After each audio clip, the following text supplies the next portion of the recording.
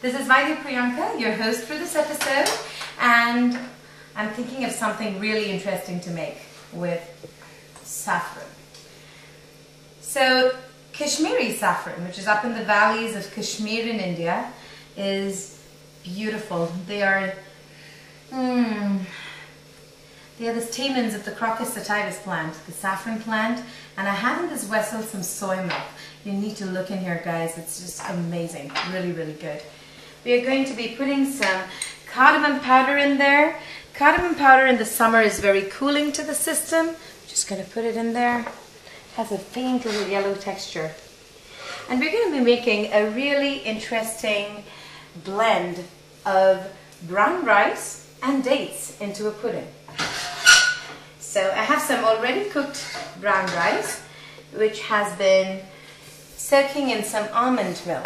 Always remember, when you make brown rice, you have to soak it overnight in order to eliminate the phytic acid.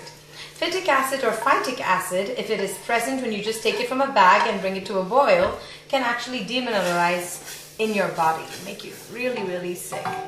So make sure you have the brown rice cooking there into the soy milk.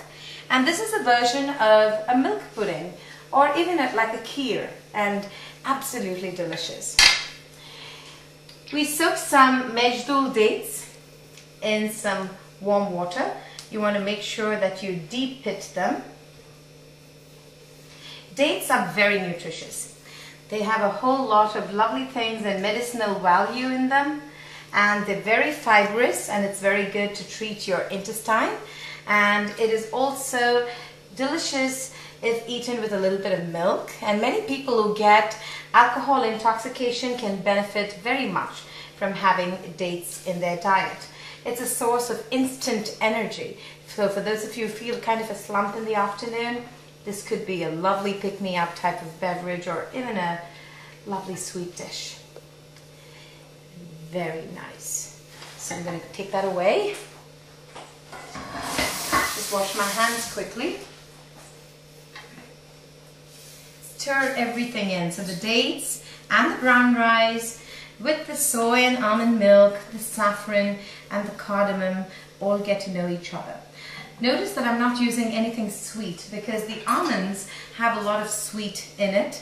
I'm not going to use agave nectar right now, but I've put the saffron in. I'm going to blend it now. So just like we used this for when we made, I believe, the tomato soup.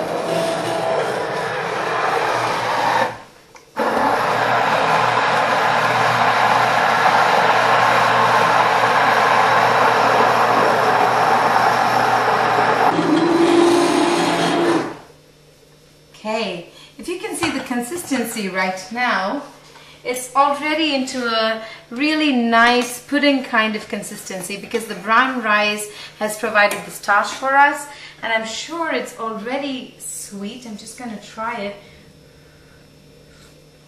I love it already. But there are people who do like a tad more sweet because they think, oh God, I'd like some tad more sweet in it. So for those people, 1 tablespoon of agave nectar will do the trick. We'll blend it one more time.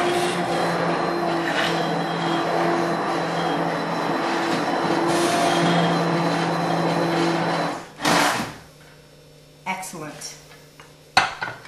That's a really nifty gadget. Lovely to have in every kitchen. Okay, so we're almost done.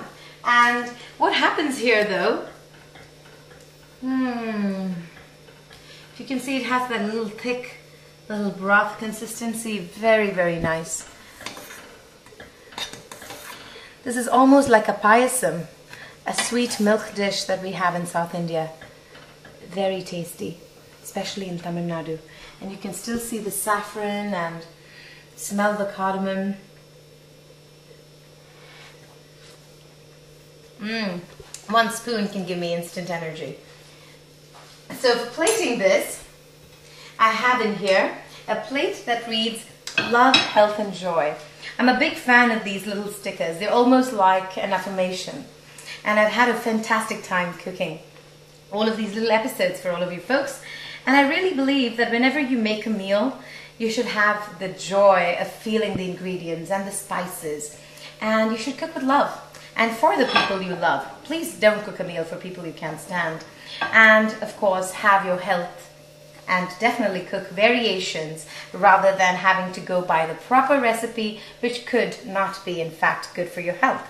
So I'm going to serve this in just a few minutes, and we'll put the bowl right in there, and we'll cut up some figs and serve it right on top. We're about to plate our really, really tasty date payasam.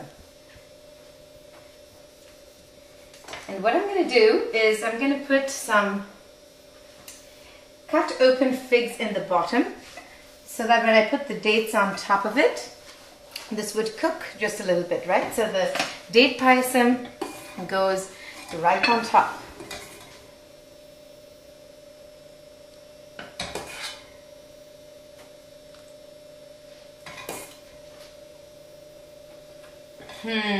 Love it. The reason I sweetened it with agave nectar is that agave nectar has very low glycemic index. Unlike sugar, perfect. With a little swirl, just completely perfect.